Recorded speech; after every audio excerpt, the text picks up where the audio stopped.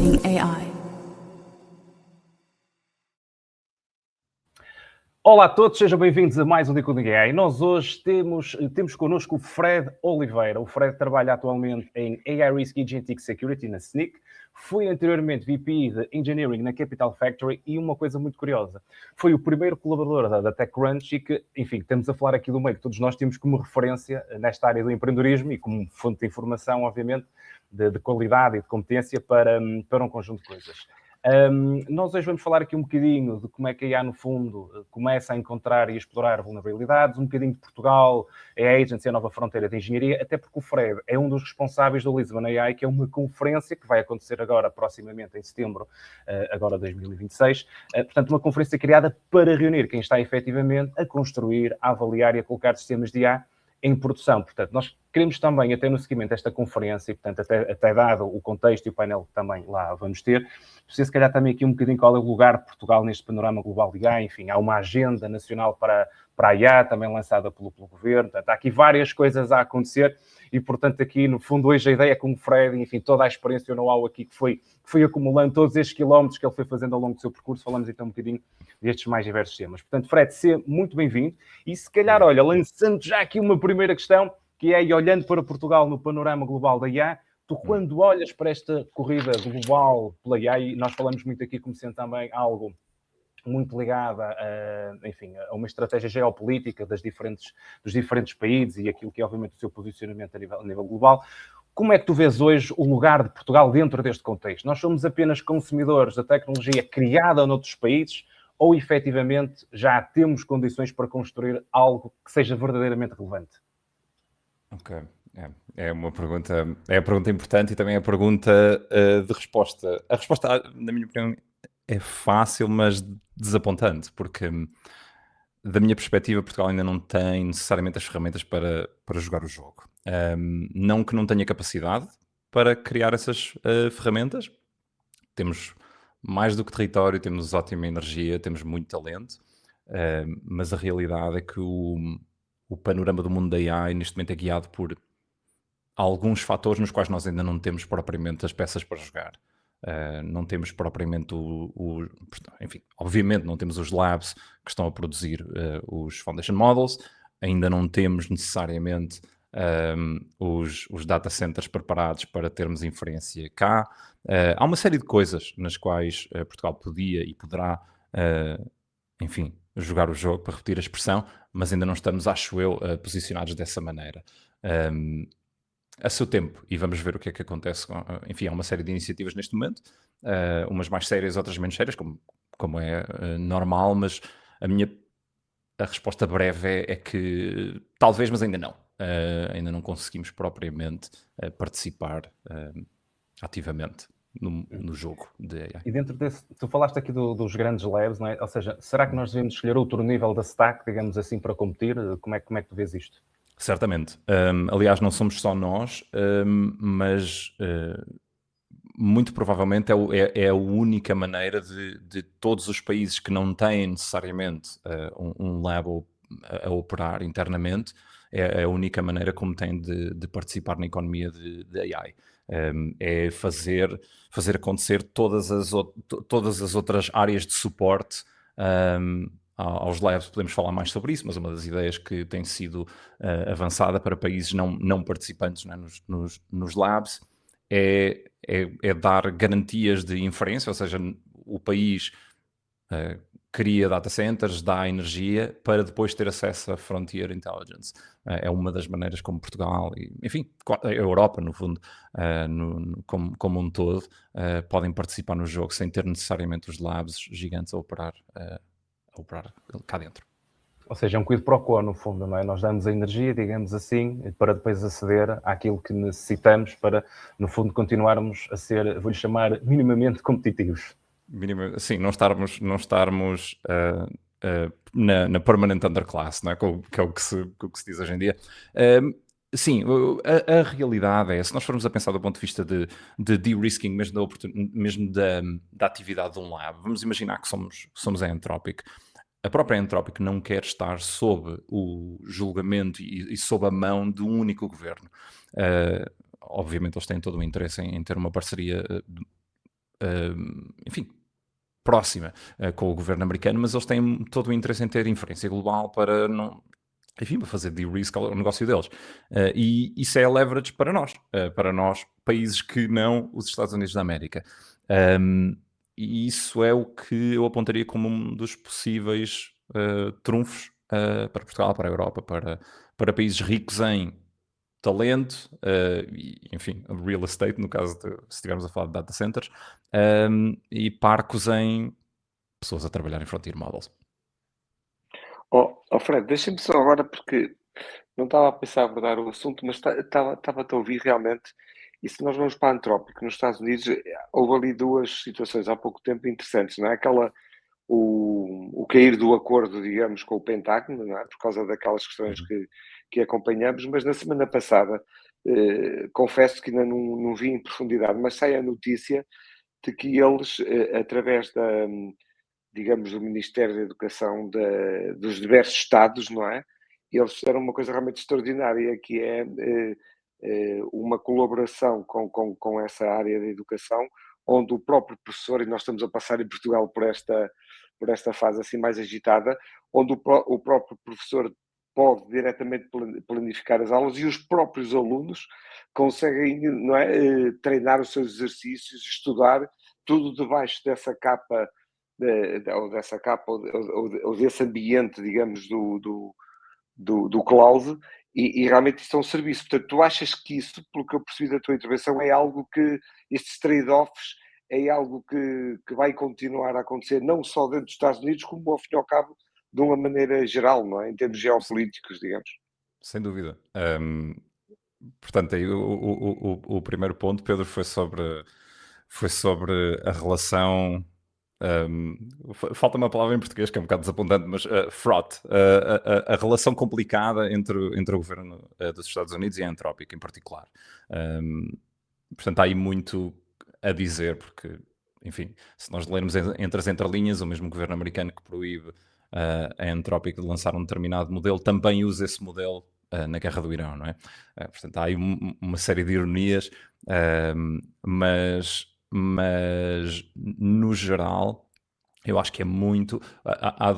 Vou usar outra palavra em inglês, peço desculpa, mas a adoção destes modelos é jagged, ou seja, há sítios onde se aprofunda mais numa determinada área, a educação é óbvia, e há sítios onde isso acontece muito menos. Portanto, acho que nós vamos ver isto a ser difundido pelas várias áreas da sociedade a velocidades muito diferentes. Isso está claramente a acontecer.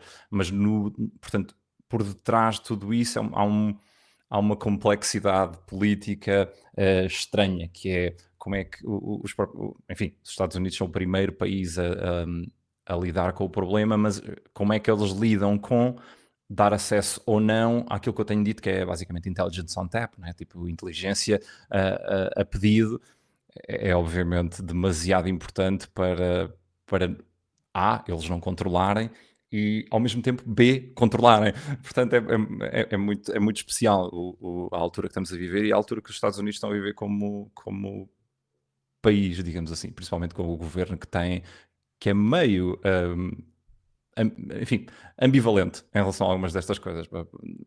Vai nas duas direções às vezes ao mesmo tempo. Fred, eu até não resisto a colocar outra questão. Nós já falamos disto aqui, Marcos, que é a questão da encíclica do Papa, não é? Esta última que é muito curioso. Não só o foco na IA, mas sobretudo depois da tal intervenção. Pai, eu nunca sei dizer o nome do senhor, é um dos cofundadores da o Ian Laker, sim. Que teve envolvido. Eu li a intervenção dele, que ele tem na página do Cláudio, tem a intervenção, e é muito curioso, porque nós analisamos aquela intervenção e de repente ele está a pedir ajuda a uma entidade, digamos, secular, como a Igreja, para resolver um problema espiritual, não neste caso do sentido religioso, mas do significado, do propósito para a vida. Ele próprio, né, que está tão envolvido, ele diz: estamos um bocado perdidos, não é? Nós vamos precisar, se calhar, portanto, depois há esta questão mais, quer dizer, sai dos países do ponto de vista económico, geopolítico e tal, e há quase um desígnio da nossa espécie, não é? E E eu achei que, pá, muito curioso. O que é que tu pensas desta questão, deste desígnio, Sim. desta... Eu tinha dito que tinha sido o Jan Leica, mas não, foi o Crissola, como estavas a dizer, Pedro. Foi o Crissola que fez parte Isso mesmo. do processo da encíclica. É verdade. Ora bem, eu talvez há uns 2 anos, tuitei quase na brincadeira que devia ter prestado mais atenção nas aulas de filosofia, porque o momento atual é demasiado importante.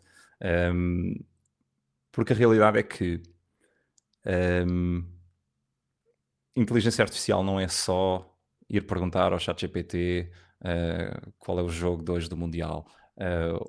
A verdade é que nós vamos ter de lidar com a possibilidade, enfim, tudo é probabilístico nisto, em todos os níveis da questão, mas vamos ter de lidar com a possibilidade de não sermos o ser mais inteligente à nossa volta, não é? E também com a nossa incapacidade. Nós somos tão terríveis a lidar connosco próprios, como é que nós vamos lidar com o facto de não sermos o topo da cadeia? E, portanto, apesar de. Enfim, não há problema de eu dizer, eu não sou particularmente religioso, mas a encíclica foi uma das coisas que eu achei interessante, não só pelo facto do Cristóvão ter participado ou ter comentado, mas também porque é talvez um bocado a humanidade, ou parte da humanidade, digamos assim, a descobrir como lidar com todas estas questões, porque acho que nos vão afetar a vários níveis. Não é só economicamente, mas também muito a nível pessoal. Acho que vai mexer connosco, no geral, talvez com o indivíduo, mas certamente como sociedade, isto de não sermos o top dog. Havia muito mais a dizer sobre esta mistura de AI e religião, mas acho que há pessoas muito melhores para discutir esse ângulo. Eu tenho a minha perspectiva de onde é que acho que as coisas vão, mas é tudo tão imprevisível neste momento que é difícil de comentar até.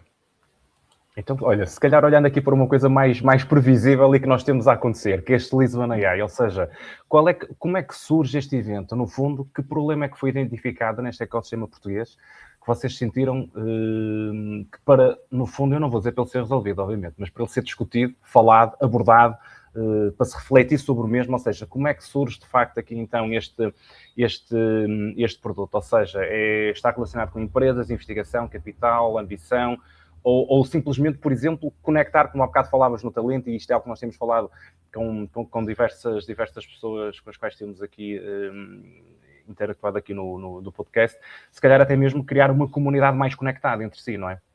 É exatamente isso. Foi mais até a última de todas elas. Portanto, a Lisbon AI surgiu quando umas 3 ou 4 pessoas, tipo, o início é meio amorfo, mas quando nos juntámos um grupo de pessoas com backgrounds diferentes, mas todos muito, muito engineering driven, digamos assim, e se tornou mais ou menos óbvio, mais ou menos ao mesmo tempo para toda a gente que era interessante haver mais conversas sobre AI em Portugal, e B, ainda não havia propriamente um bom veículo para isso, e como uma conferência. Todos nós, de alguma forma, temos conferências no nosso background, uns por organizar, outros por participar, mas pensámos por que não, e portanto a primeira Lisbon AI, que foi o ano passado, foi começada a planear em maio e aconteceu em outubro. E agora este ano, daqui a 2 meses, vamos ter a Lisbon AI 2026, na Fundação Champalimau. Mas a ideia basicamente era fazer um evento developer focused, ou seja, mais para quem está a fazer acontecer, trazer ao palco pessoas que estão a resolver efetivamente problemas com AI, porque há muita coisa para aprender ainda. Lá está. Acho que o mais importante que nós podemos fazer todos, principalmente quem tem uma voz ou uma plataforma, por exemplo, como são vocês, não é? É partilhar informação, porque neste momento a difusão de informação é o mais difícil. Lá está, acontece a várias velocidades, em alguns sítios muito rápido, em alguns sítios muito devagar, demasiado devagar até. E portanto a Lisbon AI foi mais ou menos a nossa ideia de juntar mais ou menos 400 pessoas, é o nosso target, o nosso objetivo não é fazer uma conferência grande, é fazer uma conferência com bastante sinal, portanto para aprender bastantes coisas. E foi isso. Era essa a nossa ideia. 20 pessoas no palco, 400 pessoas no público e ver o que acontece. Isso é perfeito, utilizaste a analogia do sinal e do ruído, não é? Eu lembro sempre ali do Kevin O'Leary a falar do Jobs, não é? E a comparar com o Musk, o que é sinal, o que é ruído, e falarem um bocadinho na forma como depois o Musk, de facto, processa aquilo que é sinal e ruído. É um tema que nós, inclusive, falamos aqui num podcast anterior. Então, se calhar, lançando-te agora um desafio, uma provocação no bom sentido. Eu sei que tu há bocado não quiseste ser específico, mas então, se calhar, aproveitando este moto Lisbon AI, criado para ligar mais esta comunidade, então se esta comunidade mais conectada tivesse de criar, ou tivesse como missão criar um Portugal ou um país que, na verdade, tivesse uma vantagem mais defensável do ponto de vista da AI. E nós daqui tínhamos 4 hipóteses. Tínhamos aplicações verticais, datasets específicos, terceiro, talento e engenharia, que tínhamos falado há bocado, ou a tal infraestrutura energética e data centers. Qual destes 4, se bem que já falaste um bocadinho, qual destes 4, ou se calhar mais do que um, é que poderia realmente ser esta vantagem defensável de Portugal no longo prazo? Portanto, no longo prazo é uma combinação das 4. A curto, médio prazo, eu acho que há coisas nas quais nós estamos melhor posicionados e que podíamos avançar mais rapidamente. Novamente, data centers e energia é uma das coisas. É o nosso melhor ponto de leverage neste momento, porque nós não temos propriamente uma trading chip, não podemos chegar à Anthropic e dizer, olha, tomem isto, mas o que nós podemos dizer, não em termos de, por exemplo, datasets, como disseste, Marcos, mas podemos efetivamente abrir data centers, podemos efetivamente dar-lhes, enfim, eu estou sempre a dar o exemplo da Anthropic, mas obviamente isso aplica-se a qualquer lab. Compute é uma coisa que o demand para compute só vai crescer, pelo menos da minha perspectiva. Isso é obviamente uma boa bargaining chip. Acho que a Europa no geral tem a capacidade de jogar o jogo dessa forma. Depois, não me lembro qual foi o primeiro que tu disseste, mas lembro-me de outros dois porque me ficam na cabeça. As aplicações verticais, ok. Já lá vamos porque essa é isso. As aplicações verticais são mais acessível, mas talvez não, o menos valioso, diria eu, mas já lá vamos.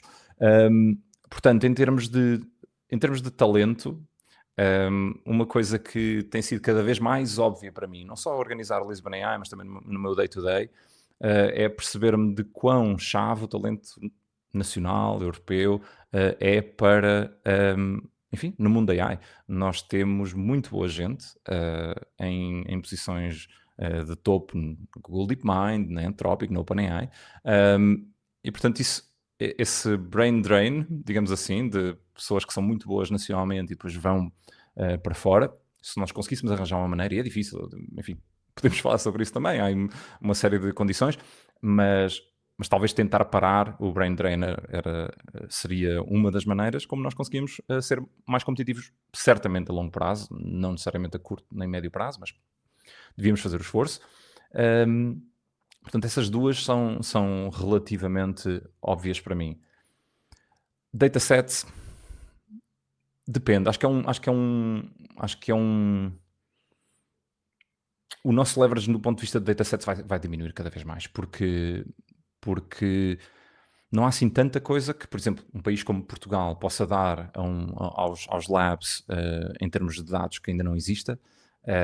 Esse trabalho está a ser muito rapidamente adotado por empresas como a Scale AI. Há uma série de empresas que fazem basicamente RL, portanto Reinforcement Learning on Demand, ou seja, o objetivo deles é contratar uma série de gente que lhes explica como é que são os seus processos e depois isso converte-se em training data para os modelos.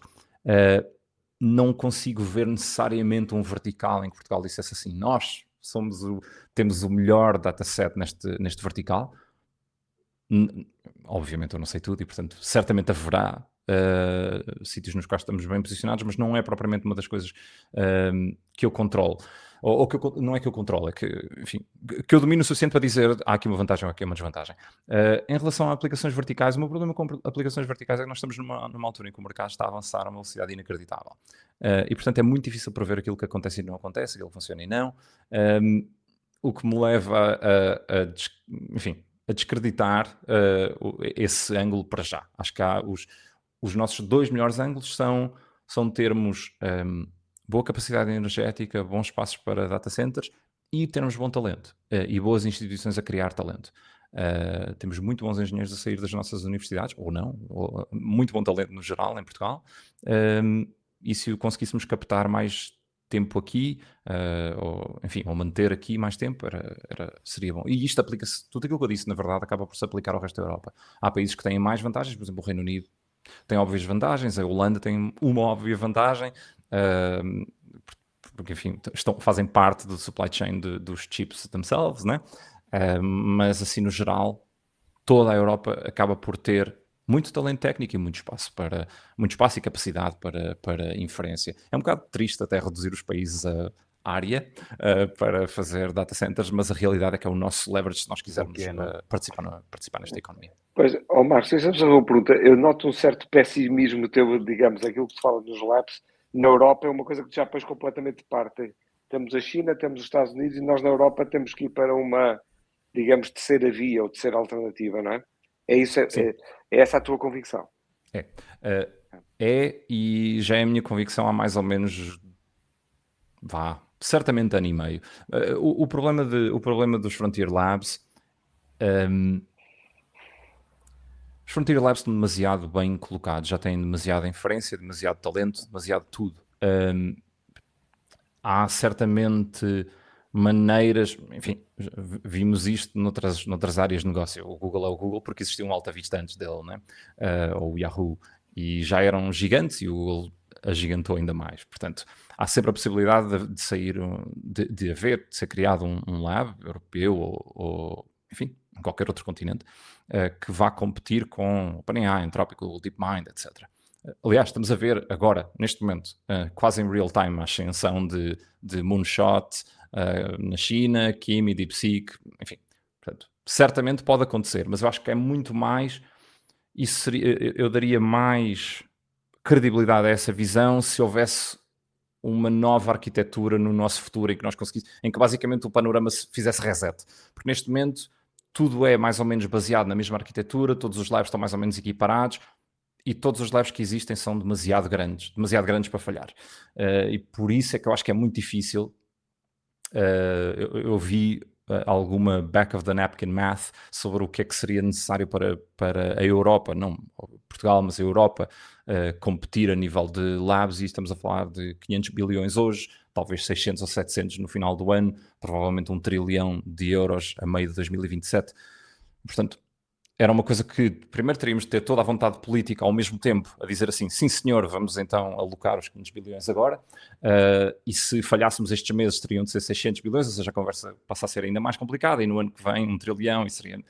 Enfim, portanto, parece-me a mim um jogo mais ou menos perdido, a não ser que haja um fator completamente externo e imprevisível que nos ponha numa boa posição. Pode ser algo geopolítico, pode ser alguma inovação tecnológica, pode ser uma série de coisas, mas a probabilidade disso parece-me baixa. Então, se calhar, olha, aproveitando um bocadinho aqui nestes fatores políticos que tu referias agora e pensando um bocadinho aquilo que está a ser feito em Portugal, não é? Portanto, onde lançamos recentemente esta agenda nacional da inteligência artificial, portanto, assente em infraestrutura, dados, adoção, portanto, da própria tecnologia, talento e responsabilidade, e ao mesmo tempo também temos este modelo aberto, o Amália, que aliás, acho que não, parece-me que é importante as pessoas também terem o contexto do que é o Amália, e obviamente, como tu dizes agora, não podemos esperar que o Amália possa competir naturalmente com estes labs, estamos a falar de um contexto completamente diferente e isso é bom consciencializar as pessoas de estamos a falar de coisas diferentes.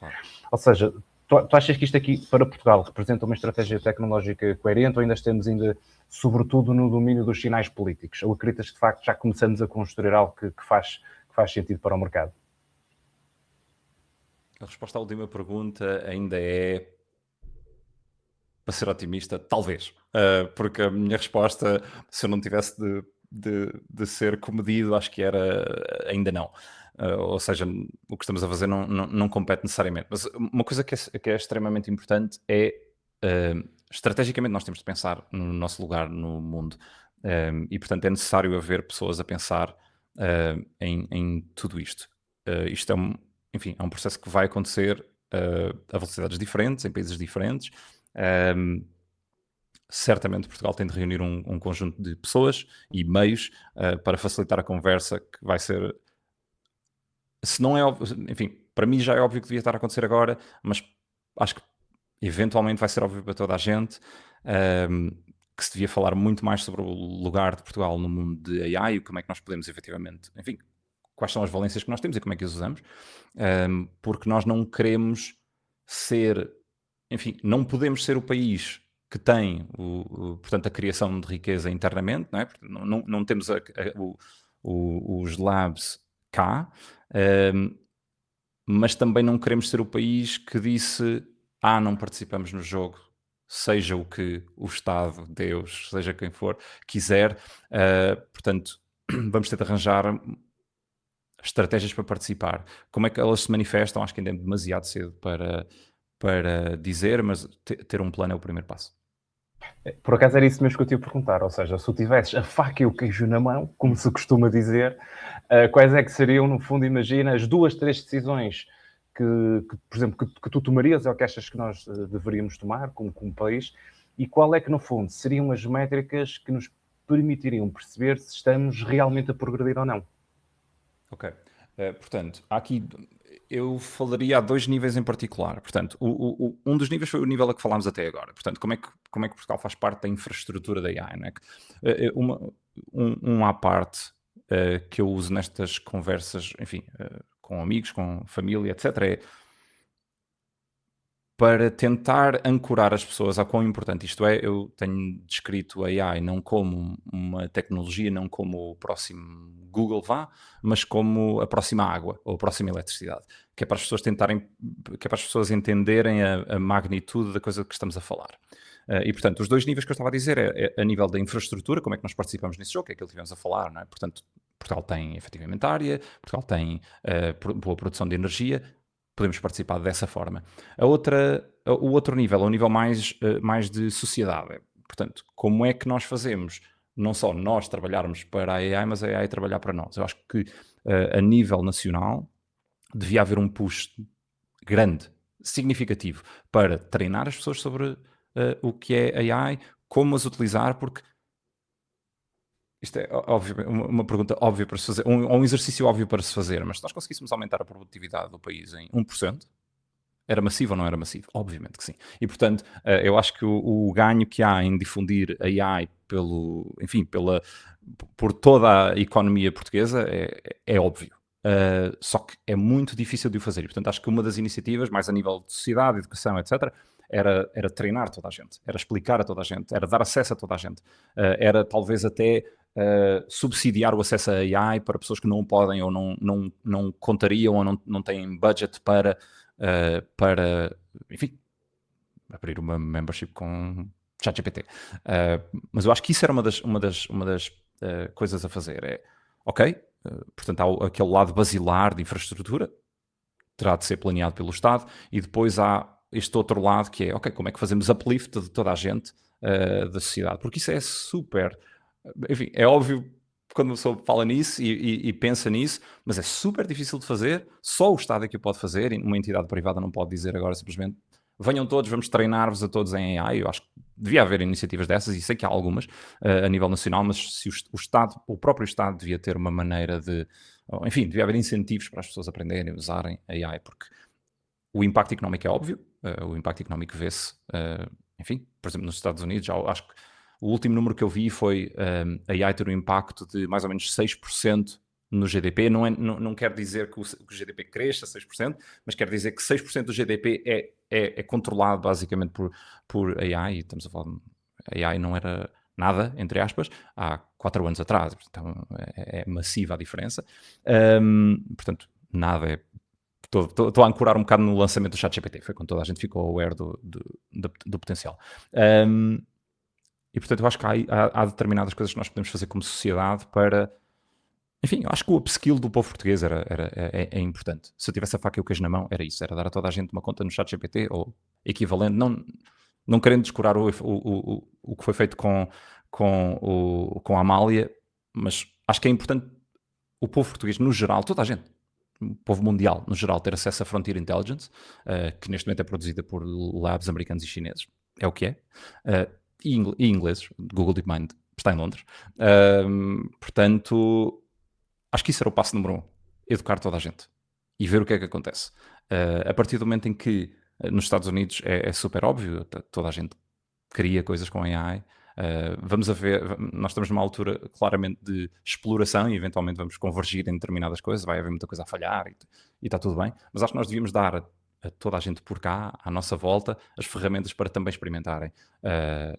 A minha mãe tem uma loja de flores, por exemplo, e uma das coisas mais interessantes que eu pus a minha mãe a fazer foi fazer um exercício com o ChatGPT ou o Claude, já não me lembro, mas de como evoluir o negócio. Acho que isso é... E às vezes basta uma ideia, o 0,1% que melhora um determinado negócio, at scale, é gigantesco. Para mim é óbvio, se eu tivesse a faca e o queijo na mão era por aí. Certo.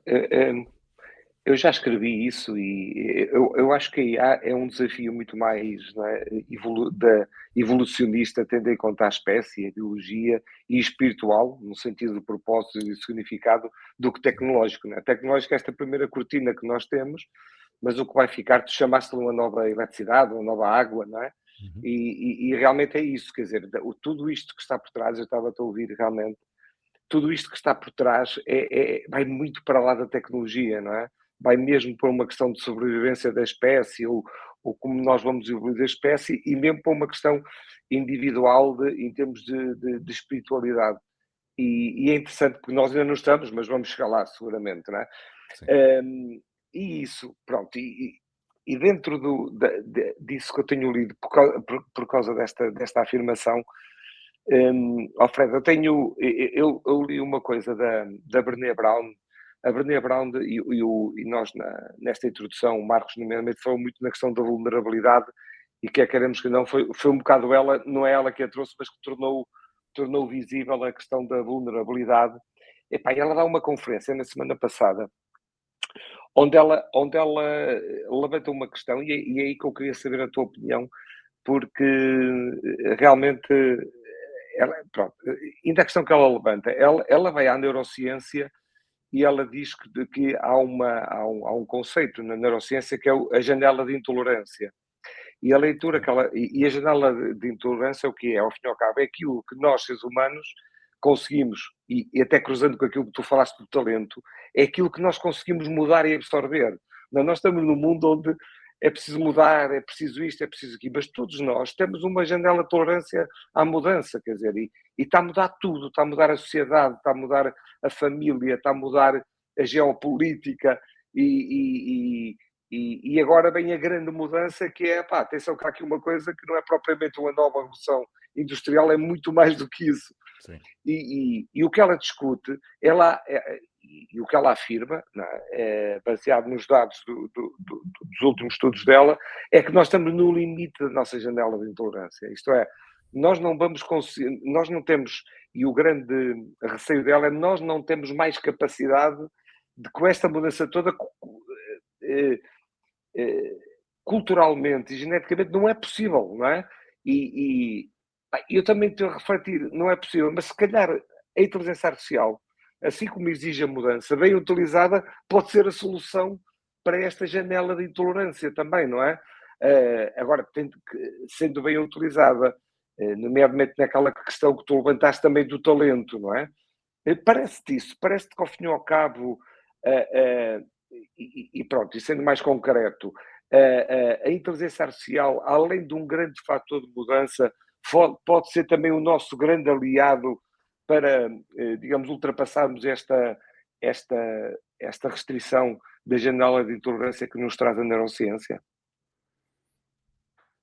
Eu nisto sou um bocado pessimista, no sentido em que eu acho que as coisas vão talvez, não quero ser tão pessimista, mas acho que vão piorar um bocado antes de melhorar. Porque é verdade que o ser humano é demasiado, é super adaptável. Nós vimos isso no Covid. Portanto, há 6 anos tivemos o Covid e foi inacreditável como toda a gente se habitua a usar máscaras ou B, ficar dentro de casa durante não sei quantos dias e de repente, quando as coisas ficam normais, tudo normal outra vez. E portanto, há aqui uma série de. Já temos provas, enfim, Segunda Guerra Mundial, outra prova, em que toda a gente de repente tem de fazer. O trabalho deles é produzir outra coisa completamente diferente. Enfim, o ser humano já deu provas no passado, e algumas no passado muito recente, de que é relativamente adaptável. Mas eu acho que a inteligência artificial é um problema demasiado complicado para não nos afetar negativamente nos próximos tempos. Porque mexe connosco em todos os níveis, quase todos os níveis da pirâmide, a hierarquia de necessidades de Maslow, né? Portanto, as pessoas querem sentir-se Seguras, não motivadas, é? valorizadas, Sim. etc. Seguro. Até na Portanto, parte de baixo, não é? Realmente tudo, tudo. E portanto há coisas basilares nas quais a inteligência artificial vai mexer.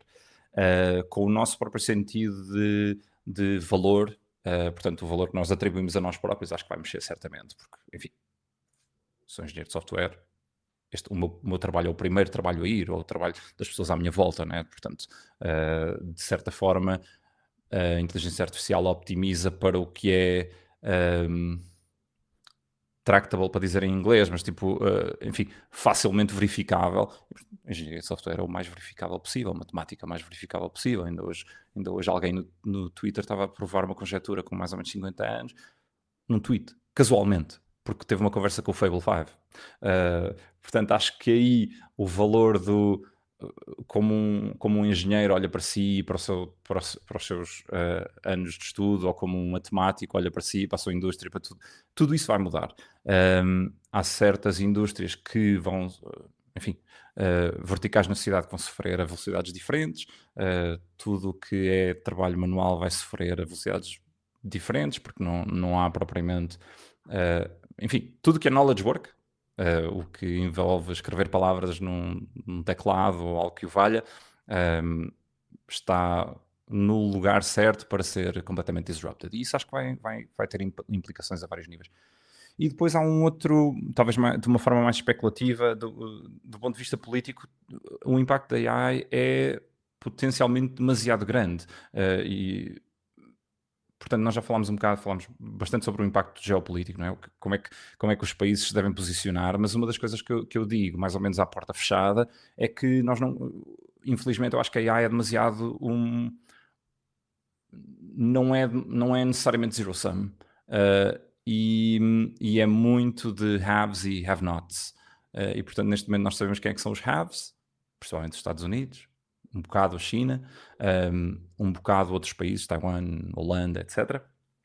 Enfim, porque têm determinadas peças que são demasiado importantes para o supply chain. Mas depois também há uma série de have-nots. Portanto, há uma série de países que estão completamente fechados à participação se não se mexerem com alguma urgência. E, portanto, como é que o país lida com isso? Como é que o indivíduo lida com isso? Como é que o indivíduo lida com o seu valor ser diminuído? O valor das pessoas à sua volta? Acho que, eventualmente, nós chegamos... Acho que estamos aqui no meio, numa bifurcação, e é relativamente difícil de prever, mas se nós formos para o mundo dos possíveis futuros positivos, não é? Em que de repente nós temos uma flourishing society, em que tudo aquilo que nós queremos acontece, e portanto nós resolvemos o problema do fabrico de coisas, resolvemos o problema o clima, resolvemos o problema da alimentação, resolvemos o problema de aging. Fixe, porreiro, e as pessoas eventualmente adaptam e percebem que simplesmente se calhar não têm de trabalhar e o dinheiro vem de algum lado e as coisas acontecem e aparecem-lhes à porta, eles fazem encomenda na Amazon e aquilo acontece na mesma. Tudo bem, mas também há uma série de futuros possíveis negativos em que isto não acontece, em que, sei lá, para pôr o exemplo que não é assim tão remoto. Imaginemos que neste momento os Estados Unidos estão à frente da corrida da AI e eles dizem a inteligência é demasiado valiosa. Não. E fecham a saída de intelligence on tap, né? O que é que os outros países fazem? E quanto tempo é que ficam às escuras desta nova eletricidade, né? Portanto, há aí uma série de coisas. É uma conversa demasiado política, filosófica, espiritual. Podíamos estar aqui mais horas, mas... Deixa-me... E não é isso, e no que estás a dizer, eu se calhar aproveito aqui para te colocar aqui a tua visão, que é, nós tivemos este caso do Fable, não é? E do MIT, ou seja, colocou muito esta discussão num plano muito concreto, ou seja, modelos que têm capacidades excepcionais em cibersegurança, intervenção governamental, ou seja... O que é que na tua perspectiva este episódio, o que é que tu retiras deste episódio, ou seja, o que é que ele nos ensinou sobre como modelos de fronteira devem ser testados, regulados e lançados. Por exemplo, imaginemos, é tecnicamente possível garantir que o modelo tem este tipo de poder, só será usado para defesa e nunca para ataque. Quem é que deve ter a última palavra, imagina, sobre o lançamento?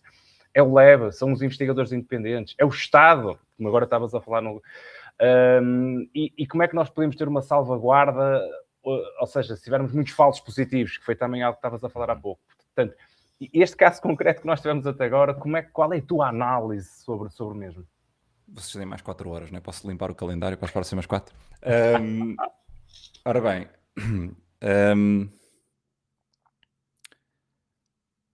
acho que do ponto de vista de sociedade, nós vamos ter de criar uma série de veículos para controlar, analisar, pensar tudo isto. Portanto, uma das coisas que eu acho que devia acontecer a nível de sociedade, talvez possa ser uma coisa que as Nações Unidas fazem, mas ainda há uns dias o Demis Hassabis, o fundador da Google DeepMind, veio dizer basicamente aquilo que eu vou dizer, portanto a ideia não é exclusivamente minha, não é um exclusivo aqui, mas que devia haver um corpo regulatório de AI e de Frontier Models em particular, é óbvio para mim. E é óbvio curiosamente é mais óbvio para a indústria do que até para quem está à volta da indústria e não a compreende. Normalmente quem está à volta de uma determinada coisa que parece demasiado disruptive, o que acontece é tipo, bandeira no ar, vamos parar com isto. Curiosamente, quem está a pôr a bandeira no ar é a indústria. Mas acho que isso é uma das maneiras, não é? Portanto, é haver internacionalmente, idealmente, vamos ver como é que isso se materializa, mas idealmente um corpo que regula a difusão de Frontier Models, porque os riscos associados a Frontier Models, e podemos falar mais sobre isso, são obviamente crescentes. É muito difícil de nós controlarmos como é que os modelos são utilizados. Portanto, o problema de AI alignment é um problema demasiado complexo, é quase tão complexo como o problema de human consciousness, não é? Portanto, essas seriam horas de conversa, mas temos que começar por algum lado. Eu acho que haver enfim, regulamentação, seja via instituições, seja via leis, seja a combinação, seja os próprios labs a conterem-se a si próprios, né? A desacelerar ou controlar a saída de modelos. Alguma coisa vai ter de acontecer, porque enfim, o exemplo de Mythos é bastante óbvio para mim. Há um ponto que eu vou fazer e acho que é importante. Sempre que se ouve por exemplo, o Dario Amodei, que é o fundador, o CEO da Anthropic, sempre que se ouve o Dario Amodei dizer cuidado que o Mythos é perigoso, a reação das pessoas é mas ele está a tentar vender um modelo. Eu vi o Mythos a funcionar. Ele não está só a tentar vender um modelo. E, portanto, é demasiado complexo. Há aqui, efetivamente, há demasiados riscos associados a estes modelos, vão haver cada vez mais. E não temos propriamente, a política não acompanha a velocidade a que as coisas estão a ir, de todo, nem perto. E, portanto, vamos ter de arranjar alguns mecanismos para ou desacelerar ou controlar de alguma forma. O problema de controlar é que se é demasiado unilateral, se de repente os Estados Unidos dizem agora somos nós a controlar, então de repente todos os outros países não têm acesso aos modelos. Isso, eu achei que fosse acontecer eventualmente, mas certamente não já, o que aconteceu com o Fable, que foi de repente os Estados Unidos dizerem acabou. Não há mais. Desliga da ficha. Fecha Exato. a torneira. Ou como diz, E, portanto, apaga as luzes. Um bocado subentendido, Fred, então é que o Mythos, não é? Ainda estava muito acima do Fable, não é? Era uma coisa, Portanto, digamos... O Fable e o Mythos são modelos relativamente semelhantes. O Mythos é um modelo sem grandes guardrails, acessível apenas a um conjunto seleto de empresas. O Fable é semelhante, mas tem mais post-training em cima. Portanto, para tentar controlar raw capabilities de, enfim, exploit, enfim, procurar exploits em sistemas, etc. Ou difundir informação sobre coisas cuja informação não queremos difundida, né? Tipo biossegurança, segurança nuclear, etc. Porque, enfim, está tudo no training data e nós não queremos essa informação cá fora. Mas Mythos é efetivamente nem é que o modelo seja o problema, é sinal de um problema futuro. Se as capabilities, se conseguirmos extrapolar, é óbvio, né? Nós estamos claramente, vou dizer exponential, mas enfim, logo se vê como é que a curva assenta, mas estamos claramente numa curva em ascensão, o Mythos está algures ali, a expectativa não é de que o próximo deles venha cá para baixo, não é? Portanto, tanto as capabilities como os riscos associados só vão crescer. E portanto vamos ter de arranjar maneira de lidar com isso, a vários níveis da sociedade. Fred, deixa-me só colocar só materializando. Força. Dando aqui dois extremos opostos, e obviamente que estamos aqui no exercício da reflexão e obviamente acho que portanto, a ideia é para quem nos vê, ouve, poder também fazer a sua própria reflexão e a sua própria interpretação da realidade. Qual é que poderia ser, na tua perspectiva, um cenário, portanto, o pior cenário que poderia acontecer a nível global? E, por outro lado, qual é que poderia ser o melhor cenário? Isto, obviamente, de acordo com a tua interpretação da realidade. Portanto, para termos aqui dois polos opostos e conseguirmos neutralizar um bocadinho mais e as pessoas poderem perceber, ok, isto é o pior que pode acontecer, ok, talvez seja necessário eu começar a refletir sobre isto e ter esta praxis no meu dia-a-dia sobre aquilo que faço, porque preciso de o fazer. E, por outro lado, qual é que seria o melhor cenário? Certo. Eu vou falar do ponto de vista de cibersegurança, então, porque acho que, enfim, tem a ver com o que estávamos a falar, de Mythos, sobre esse modelo em particular, mas, portanto, do ponto de vista de cibersegurança é relativamente simples de explicar. Mythos é o primeiro modelo que tem a capacidade de descobrir vulnerabilidades em sistemas de forma composta, digamos assim, ou seja, ele não imaginemos que temos aqui uma caixa preta, portanto o Mythos não vai tentar procurar buracos em concreto na caixa preta, mas consegue combinar uma série de fatores para gerar uma vulnerabilidade, para encontrar uma vulnerabilidade. E essa capacidade de pensar, de fazer long-term planning e de usar isso para encontrar vulnerabilidades é uma coisa generaliza, portanto, e Mythos à escala é problemático porque nós temos, enfim, a nossa sociedade funciona em cima de bancos, em cima de uma estrutura financeira que é completamente... Andámos anos à sombra de más práticas, para ser muito sincero, não querendo, por exemplo, no outro dia estava a conversar com o Gonçalo, que foi um dos vossos convidados, estava a conversar com o Gonçalo e estava-lhe a dizer, sabes que o meu banco, a password do meu banco eram 6 números durante anos. E felizmente já não é assim, mas andamos à sombra desse tipo de práticas durante anos. Mythos completamente unregulated, podendo ser utilizado por qualquer pessoa, era para usar uma expressão fácil, o fim da macacada. E, portanto, isso nós não queremos. Esse é o pior cenário, é de repente termos, portanto, atores, seja atores do ponto de vista lato da palavra, né? Sejam state level, sejam indivíduos, com acesso a um modelo que de repente consegue explorar, encontrar e tirar partido de vulnerabilidades em qualquer sistema, porque isso está mais do que provado que o Mythos consegue. Portanto, esse é o pior cenário. O melhor cenário é basicamente o reverso da medalha.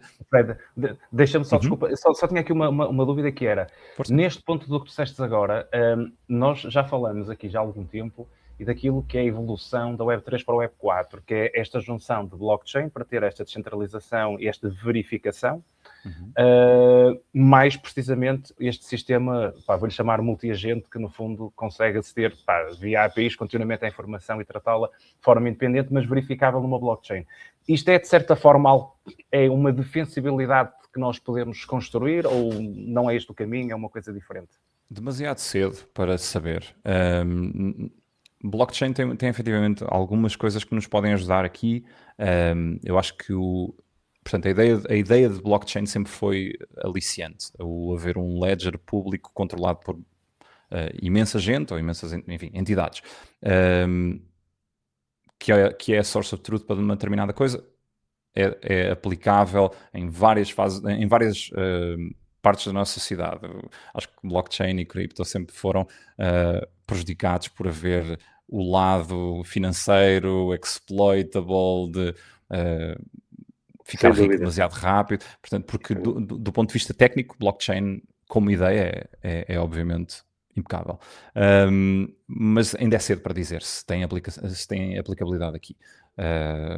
Portanto, não sei. Eu estaria a especular. Mais uma curiosidade. Então, qual é que seria o melhor cenário possível neste caso? O melhor cenário é usarmos modelos com a capacidade de Mythos e o que virá a seguir.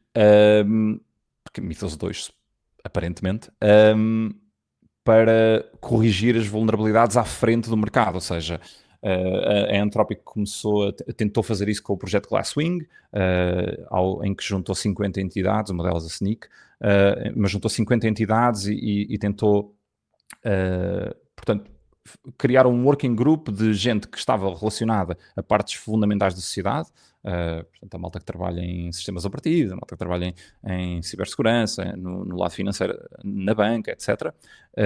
E tentar perceber quão perigoso era o Mythos. O reverso da medalha disso positivo é trabalhar com estas entidades todas para solidificar, digamos assim, a nossa security stance, né? Enfim, assegurar os sistemas dos quais nós dependemos. Há teorias diferentes sobre se a AI é mais attacker-centric ou defender-centric, ou seja, quem é que ajuda mais. Acho que isto é difícil de prever, mas uma coisa é certa, um modelo com as capacidades de Mythos ou mais, unguardrailed é demasiado perigoso, acho eu. Então, olha, eu só tinha aqui uma última questão, e se calhar no seguimento, na verdade, acho que acabaste por responder agora, mas que é, ou seja, nós durante a conversa notamos-te aqui um bocado, aqui ou ali, perfeitamente normal, um pouco mais pessimista, o que acho que é perfeitamente óbvio, até porque ambivalente é a palavra. E a questão é quanto mais tu estás por dentro de um assunto, não é? Ou seja, quanto mais tu sabes que sabes, mais consciência tens de qual é a direção, não é? Para o qual estamos a ir.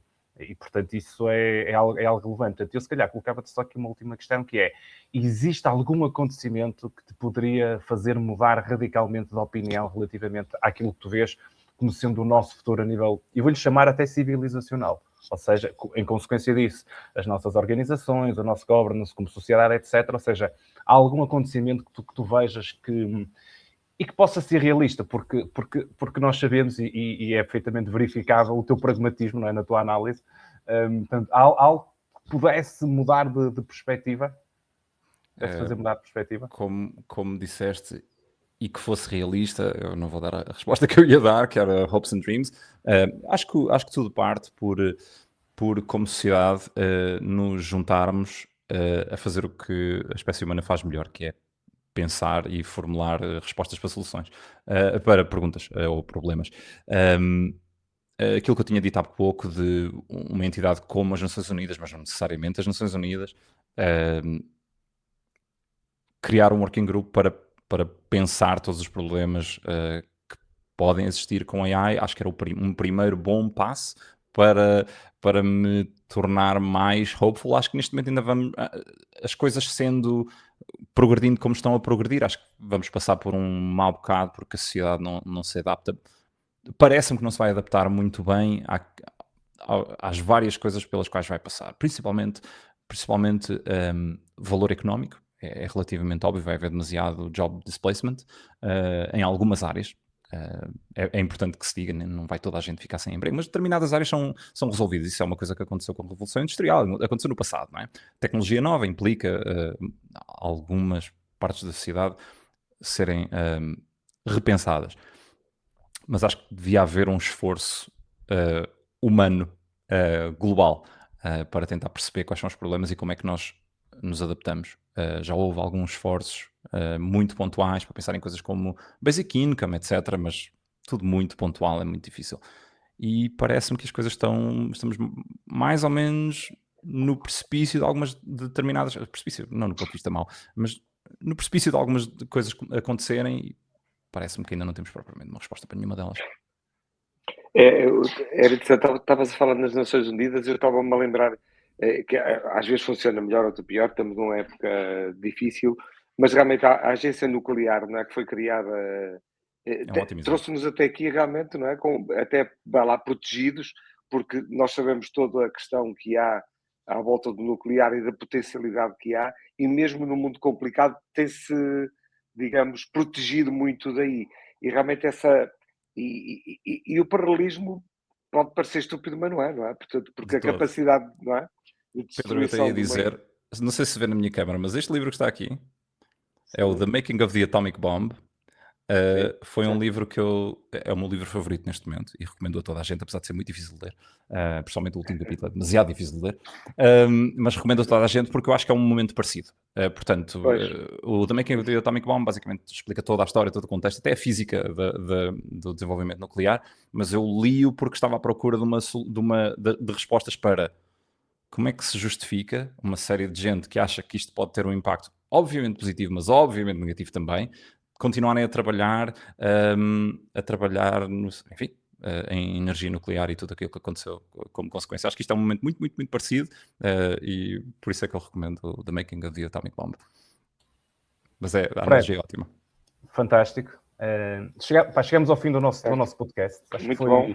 Passou muito rápido, foi aqui uma reflexão de facto com uma profundidade muito interessante e acho que tocamos aqui pontos que até hoje nós não tínhamos tocado em nenhum podcast do ponto de vista da reflexão geopolítica e de um pragmatismo que eu acho que é muito saudável da forma como a conversa foi conduzida e neste caso, lá está Fred, da forma como tu partilhaste a tua perspectiva e que nos traz muita seriedade, uma visão muito, lá está, realista, não é? Daquilo que está a acontecer. É importante, desculpa Marcos, eu vou só dizer, é importante fazer a ressalva que apesar de eu às vezes parecer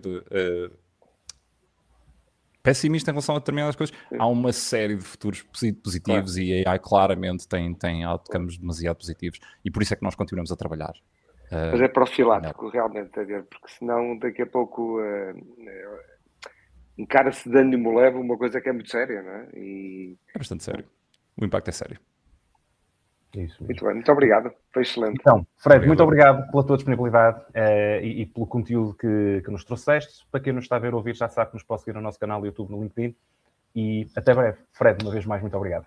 Obrigado.